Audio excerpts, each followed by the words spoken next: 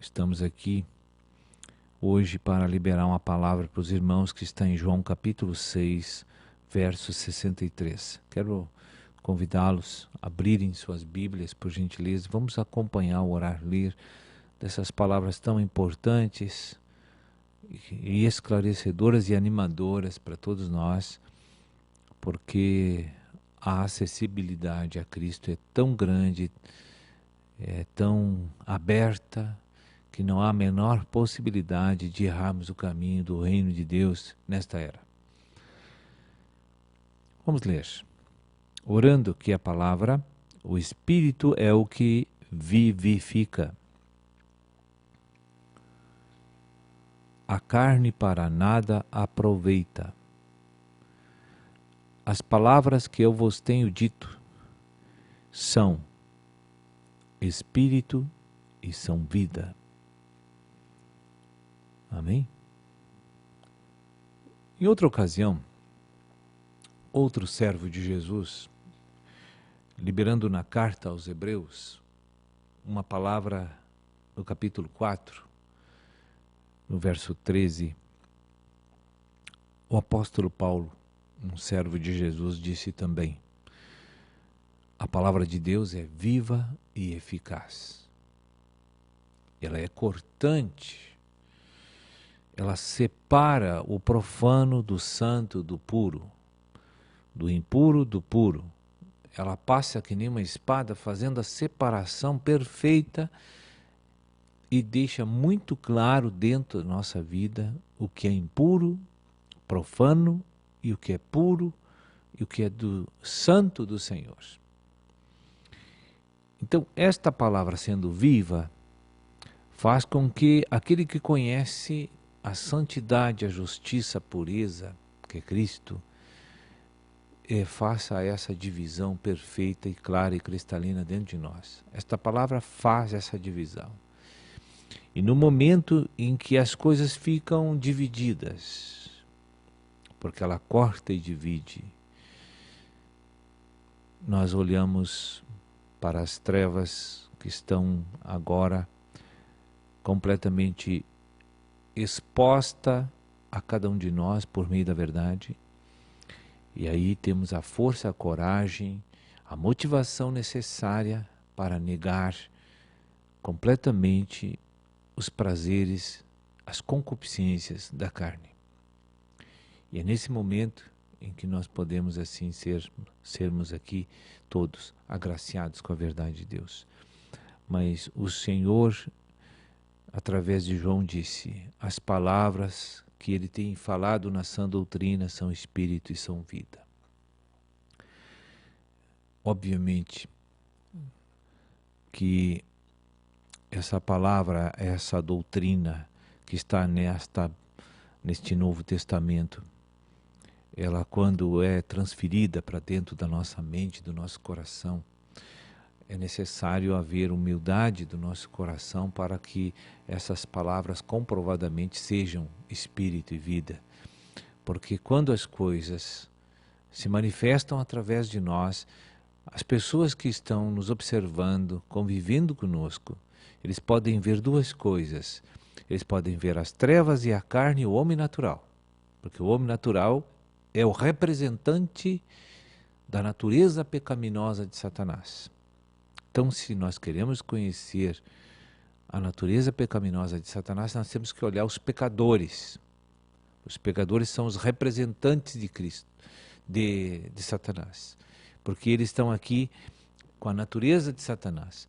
E eles se expressam e mostram que Satanás não é apenas uma doutrina. Ele é o pecado, ele é a morte, ele é as trevas.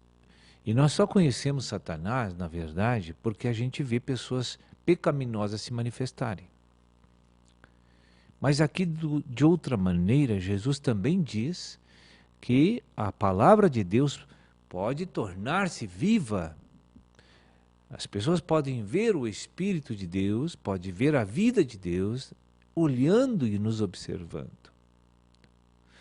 É óbvio que precisa haver um convencimento mental, uma renovação mental na nossa vida, que nos dê energia, capacidade, força, decisão, coragem para negar as trevas, a alma, a carne e pela obediência fazer esse Espírito e a vida de Cristo que está em nós fluir e tornar-se visível às pessoas que nos observam, às pessoas que convivem conosco todos os dias.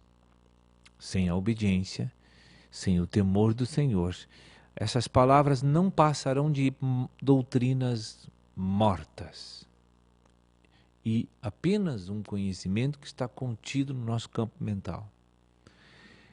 Por isso que no Antigo Testamento o povo de Deus conhecia a lei, conhecia a Torá, mas eles não tinham uma expressão de Cristo. Eles não eram salvos. Eles não eram justificados.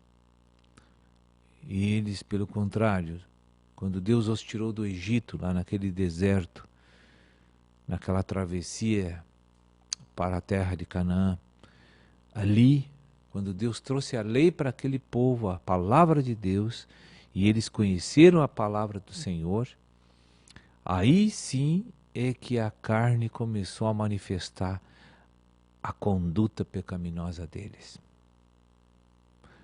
Porque o conhecimento faz o homem apenas ampliar a sua manifestação pecaminosa.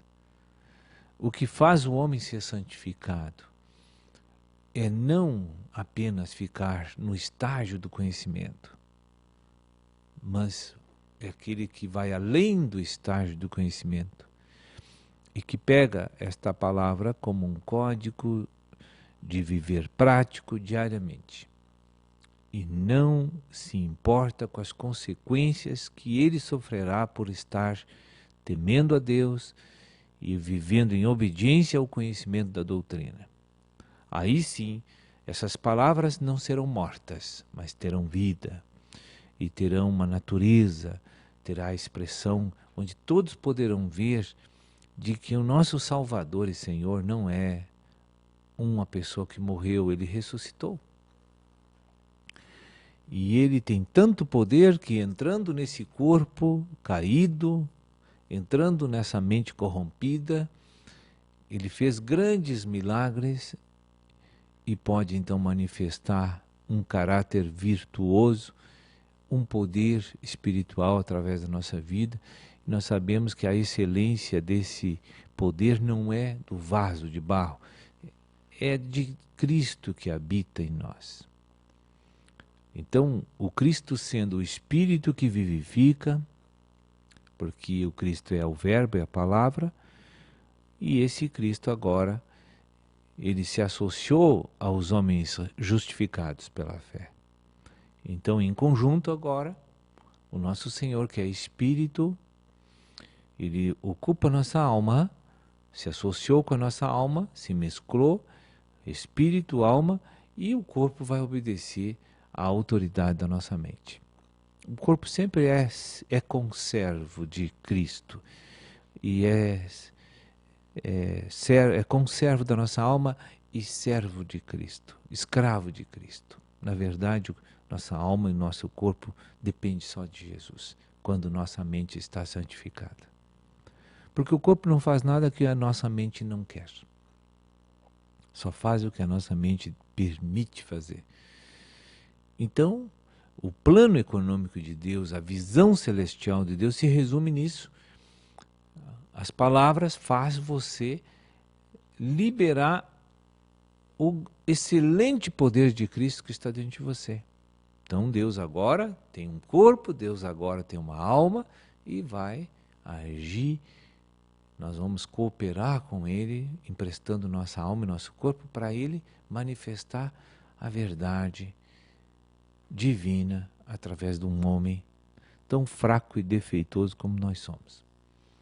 Então, isto é um mistério, isso é uma maravilha. Por que Deus quis fazer assim? Não me interessa. O que me interessa nesse momento é que Deus já me deu essa condição. Eu agradeço, louvo a Deus e espero que o Senhor me dê essa bênção logo, logo. Então, deixamos aqui essa palavra que realmente assim nos chama para uma compreensão da economia de Deus, e as palavras podem tornar-se um ser vivo através da tua vida, onde Deus, onde Cristo e você podem ser um candelabro emitindo luz nesse mundo, né? A igreja é Cristo mais o homem. 7 lâmpadas acesas mostrando todo o poder de Deus, em toda a sua multiforme maneira e sabedoria. Nós podemos chegar a essa maravilha. Que Deus abençoe a todos os irmãos.